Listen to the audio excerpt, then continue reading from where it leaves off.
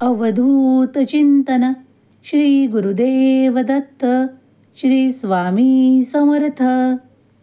देव म्हणतात, बाळा, जीवनातील सुरू असलेल्या गोंधळातून बाहेर काढण्यासाठी मी तुझ्यापर्यंत हा संदेश देत आहे.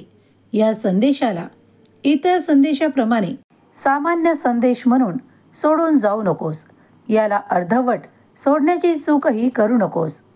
इतरांबद्दल तुझ्या मनात काय इच्छा आहेत, काय तुझ्यासाठी त्यांचे विचार आहेत, यावर जास्त लक्ष केंद्रित केल्यापेक्षा देवावर जास्त लक्ष केंद्रित करा.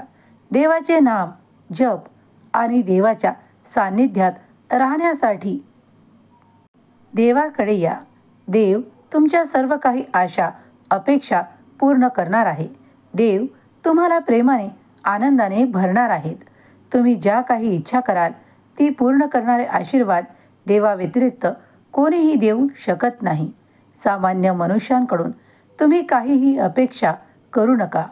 तुम्ही ज्या दिवशी देवाकडे जे काही मागाल ते तुमच्या नशिबात असो अथवा नसो तरीही देवाचे आशीर्वाद तुम्हाला ते देऊ शकतात. मग चिंता सोडा, अश्रू पुसा आणि देवाकडे ते मागा जे तुमच्यासाठी हितावह आहे.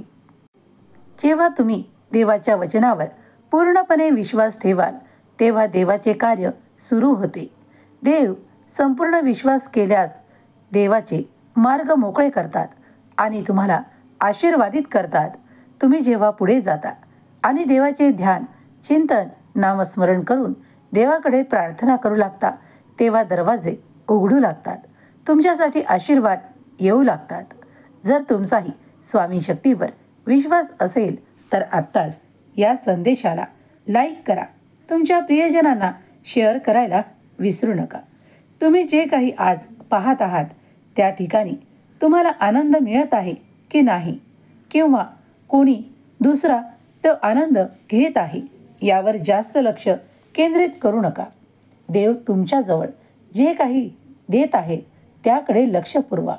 तुमच्या भूतकाळात काय तुम्ही त्रास घेतला आहे, तुम्ही काय कर्म केले आहेत, यापेक्षा आता पुढे त्यासाठी देवाकडे प्रार्थना करा की तुम्हाला भविष्यात काय आशीर्वाद हवे आहेत. देव तुमच्याबद्दल काय विचार करत आहेत, तुम्ही चांगले कर्म केले पाहिजे यासाठी प्रयत्न करा. देवाकडे प्रार्थना करा, कारण जीवन बदलणारे आशीर्वाद देव तुम्हाला देऊ इच्छितात. हा संदेश तेच ऐकू शकतील जे देवाच्या सान्निध्यात राहू इच्छितात, देवाच्या आशीर्वादाने परिपूर्ण होऊ इच्छितात. देव आणि देवांचे देवदूत तुमच्यासाठी कार्य करत आहे याची जाणीव तुम्हाला होईल. या 48 तासात तुमची एक सर्वात मोठी इच्छा पूर्ण होणारे आशीर्वाद तुम्हाला प्राप्त होतील. तुम्ही त्यावर विश्वास ठेवावा. इतर गोष्टींकडे दुर्लक्ष करावे, कारण त्या गोष्टी तुमचा वेळ घालवण्यासाठी आहेत. देवाच्या प्रक्रियेवर विश्वास ठेवा, कारण ते सर्व काही घडवून आणू शकतात. जे काही अशक्य आहे तेही शक्य करू शकतात. देवांचे आशीर्वाद इतके प्रबल आणि खूप काही चमत्कारिक आहेत, तेव्हा त्यावर विश्वास ठेवा. देव तुमचे ते तुटलेले नातेही परत जोडू शकतात. तुमचे दुरावलेले नातेही तुमच्याजवळ आणून देऊ शकतात. तुम्ही फक्त विश्वासाने प्रार्थना करा आणि ते मागा जे तुमच्यासाठी योग्य असेल. मग ते तुमच्यासाठी येईल. यावर विश्वास ठेवा.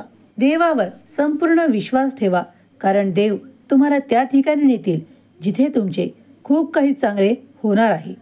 देव तुमच्यासाठी कार्य करत असल्याची भावना जेव्हा तुमच्या जागृत होते तेव्हा तुम्ही अधिक आनंदी होता, अधिक प्रसन्न होता आणि देवही तितक्याच प्रसन्नतेने तुमच्याकडे पाहतात. देव तुमचे अश्रू पुसण्यासाठी आज तुमच्यापर्यंत आले आहेत. तुमचे भोग संपवण्यासाठी तुमच्यापर्यंत आले आहेत. तुमच्या नशिबाचे दरवाजे कायम उघडून देण्यासाठी आज देव तुमच्यापर्यंत आले आहेत. देव म्हणतात, घाबरू नकोस, मी तुझी चिंता संपवण्यासाठी आलो आहे. तुझे दारिद्र्य, दुःख, तुझे अश्रू पुसण्यासाठी मी आज आलो आहे आणि तुला सुख, संपदा, आरोग्य आणि आनंद देण्यासाठी माझे आशीर्वाद येत आहेत. तू जेव्हा प्रार्थना करतोस तेव्हा विश्वास ठेव की तुझ्या चांगल्यासाठी, तुझ्या भल्यासाठी जे मी करील ते सर्वोत्तम असेल. मग ते स्वीकारण्याची तयारी ठेव. काही गोष्टी तुम्हाला तुमच्या मनाच्या विरोधात वाटतील. कधीकधी तुमचे काही नातेही दुरावतील. पण विश्वास ठेवा, देवाचे आशीर्वाद तुमचे कल्याण करण्यासाठी आहे. देवावरचे प्रेम व्यक्त करण्याचा मार्ग सापडला तर तो सरळ आहे. देवाचे नाम जप करणे, देवाच्या ध्यानात राहणे हे देवावरचे प्रेम दाखवणे इतकेच सोपे आहे. देव म्हणतात, बाळा, तू जर नामात राहिलास तर तुझ्या चिंता सर्व काही संपून जाण्यासाठी मी तुला आशीर्वादित करेल.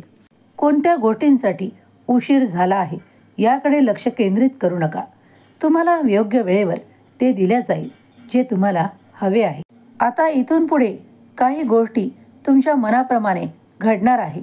देव त्यासाठी तुम्हाला अमर्याद संपत्तीही देणार आहेत, आरोग्यही चांगले ठेवणार आहेत. मग प्रार्थना करत राहा, कारण प्रार्थना स्वीकार केल्या जात आहे. स्वामींच्या नामात राहा.